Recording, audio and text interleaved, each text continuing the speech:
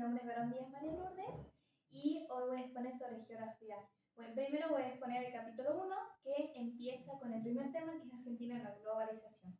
En las últimas décadas del siglo XX se empezó a utilizar lo que es el término globalización, que hace referencia a las crecientes interdependencias de las economías de los distintos países del mundo.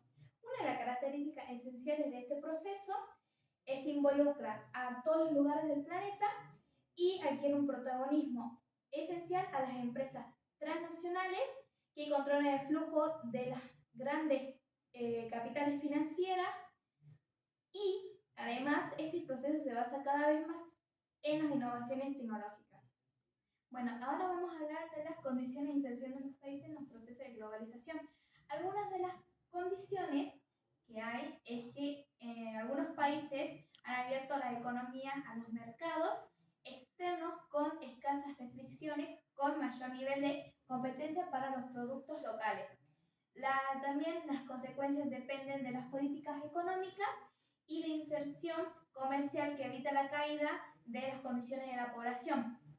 Además, la globalización abarca lo que es otros aspectos que se habla de la sociedad global, donde hace referencia a la difusión de valores y consumo común. Bueno, el siguiente tema es la Argentina y la política de globalización. El proceso de globalización se fue consolidando de forma conjuntiva con la difusión de las políticas neoliberales que fueron impulsadas por los países de desarrollo y los principales organismos de crédito internacional como el Fondo Monetario Internacional FMI o el Banco Mundial BM. En nuestro país, las políticas neoliberales tuvieron un desarrollo a partir de la dictadura cívico-militar que pasó entre 1976 y 1983. Este gobierno había aplicado los lineamientos neoliberales sin ninguna restricción y promovió la apertura de la economía al mercado internacional. Bueno, el siguiente tema es la concentración económica, fuga de capitales y deuda externa. Durante la dictadura cívica-militar, el poder económico se había vuelto a concentrar en lo que eran algunos pocos grupos económicos. El elemento principal de esta fue la especulación financiera y el endeudamiento externo. Una gran parte de esta deuda fue contraída en el exterior por empresas privadas. El siguiente tema es el país de los 90. Durante el segundo gobierno electo democrático a cargo de Carlos Menem, se había instaurado un nuevo sistema monetario denominado convertibilidad, que estableció por la ley la igualdad del valor peso argentino con respecto a lo que era el dólar. Con esto se profundizó la desindustrialización del país. Ya. Bueno, otro tema que está en el capítulo 1 es la privatización. Entre las acciones que el gobierno de Carlos Menem llevó adelante para poder responder lo que eran los pagos de los intereses de la deuda externa, se destacan las privatizaciones de las empresas públicas, que estas fueron Gas del Estado, Yacimientos Petrolíferos, Fiscales, que era YPF, Obras Sanitarias de la Nación OSN y Empresas Nacionales Telecomunicaciones, que es ENTE.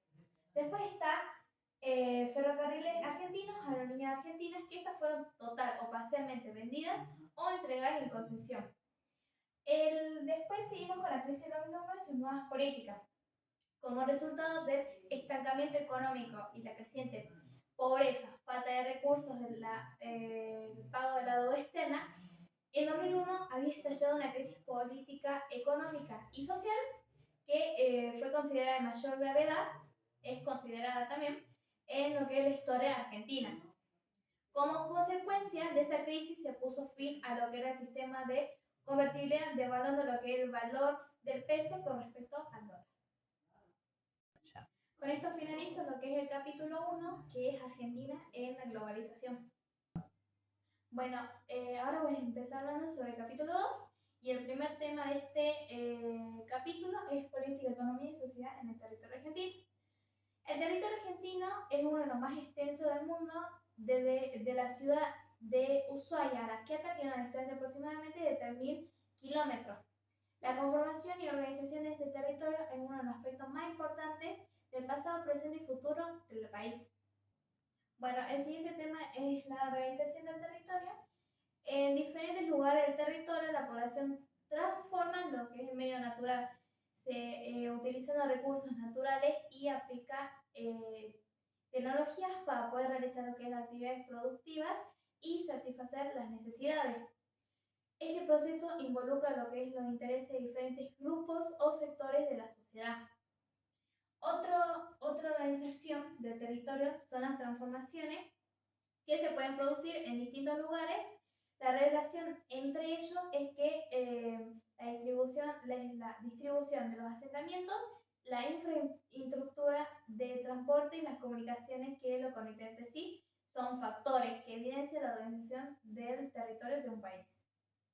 Bueno, el siguiente tema es qué es el territorio. Territorio es un espacio, un área controlada por una persona, grupo social o una autoridad de gobierno.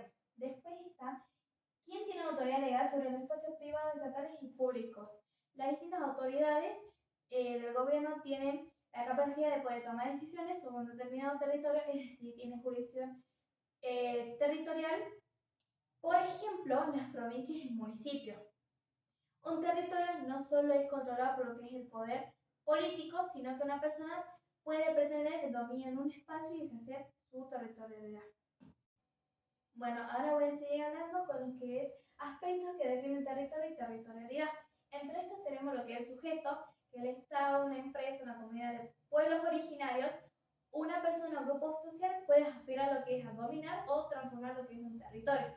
Las razones pueden ser para controlar, obtener ganancias, subsistencia y lograr una posición estratégica. Después tenemos una acción territorializar, que ocurre cuando las personas localizan, demarcan, controlan y se apropian de lo que es una proporción de la superficie terrestre. Después tenemos una proporción de superficie terrestre. Se territorializa parte de lo que es la superficie terrestre y se localiza el mapa. Después tenemos lo que es la temporalidad. Cuando es la acción de territorializar, desaparece. Es decir, que el territorio desaparece y probablemente se reemplaza por otro. Y por último tenemos territorio y territorialidades superpuestas. Es la variedad de territorios que se forman continuamente y tienen diferentes escalas y se superponen. Bueno, para finalizar el capítulo 2, yo voy a hablar del último tema, que son grandes cambios territoriales del territorio argentino, obviamente. Este está compuesto por 4 mapas.